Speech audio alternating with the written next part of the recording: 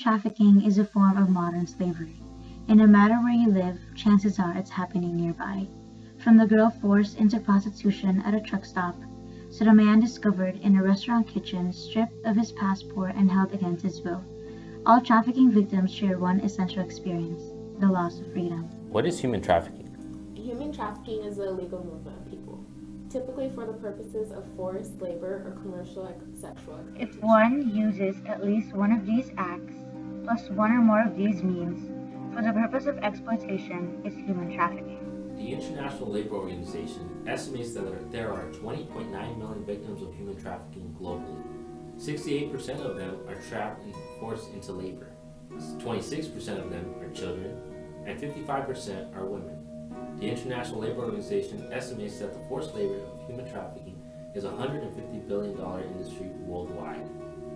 The U.S. Department of Labor has identified 136 goods from 74 countries made by forced and child labor. Did you know that just in the U.S., 98% of sex trafficking victims are women and girls, and 1 in 7 children receive an online solicitation or approach?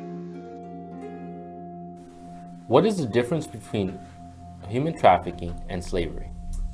Although slavery is commonly thought to be a thing of the past, human traffickers generate hundreds of billions of dollars in profits by trapping millions of people in horrific situations around the world, including here in the United States. Traffickers use violence, threats, deceptions, debt bondage, and other manipulative tactics to force people to engage in commercial sex or to provide labor or services against their will. What policies have been implemented in the United States to prevent human trafficking? The Trafficking Victims Protection Act, known as the TVPA, is arguably the most important anti-trafficking law ever passed. The TVPA and its reauthorizations in 2003, 2005, and 2008 define a human trafficking victim as a person induced to perform labor or a commercial sex act through force, fraud, or coercion. Any person under age 18 who performs a commercial sex act is considered a victim of human trafficking, regardless of whether force, fraud, or coercion was present. The TVPA enhances pre-existing criminal penalties and other related laws, affords new protections to trafficking victims, and makes available certain benefits and services to victims of severe forms of trafficking once they become certified by the U.S. Department of Health and Human Services.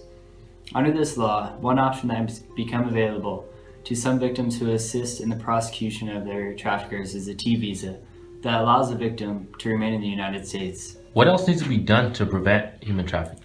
Congress needs to reaffirm a law that children are not criminals. They are forced into prostitution and should be treated as victims rather than criminals and placed into safe havens. Congress needs to have additional funding to law enforcement and to have safe homes and services for victims of human trafficking. Congress needs to challenge every citizen to get involved in the fight to save these innocent lives. Laws need to be in place and relied on. Children need to be aware of dangers of trafficking so that they can protect themselves. Social media and media attention should be enforced and an important element in the fight against human trafficking. Once they are rescued, victims need care and security and justice. For the youth of America, human trafficking is truly important. How many young people know somebody who has chatted with an anonymous stranger on the internet? How many do you know? People who participate in such risky online behavior are incredibly vulnerable to the people who prey on their naivety. An example of how this can work is the popularity of Instagram, Twitter, and Snapchat among young people. Young men and women are the majority of the users of these social platforms, and it has been proven that increased insecurity is linked to increased usage of these apps. The need to be plugged in at all times is an addiction, and young people feel the pressure to keep raising the stakes to get more likes, so they act more reckless. Private information is then released online and creates the perfect opportunity for human traffickers to find their next victims. The following is an example of how social media is used in a hypothetical situation. This is Alexis. Alexis is 16 years old. She has amassed many followers on Instagram and Twitter and Snapchat and has been contacted by Sam Jones, a model recruiter. After a few weeks of communication between the two, Alexis agrees to meet up with Sam, and they meet up at a coffee shop. However, Alexis discovers Sam isn't who he says he is, and Sam is not actually a man, but 3 men who have decided to kidnap her and introduce her into human trafficking. The method described is a common ploy used among human traffickers. Aggressive, but very effective. Other traffickers use slow manipulation to trick their victims into human trafficking via promises and debt. While this portion has been about how social media as well as other online activity can leave somebody open to these predators, it is not all negative. Social media isn't exactly a trap. It can be used to raise awareness and become involved in the fight to end human trafficking. You can do your part by promoting as much awareness of human trafficking as you can.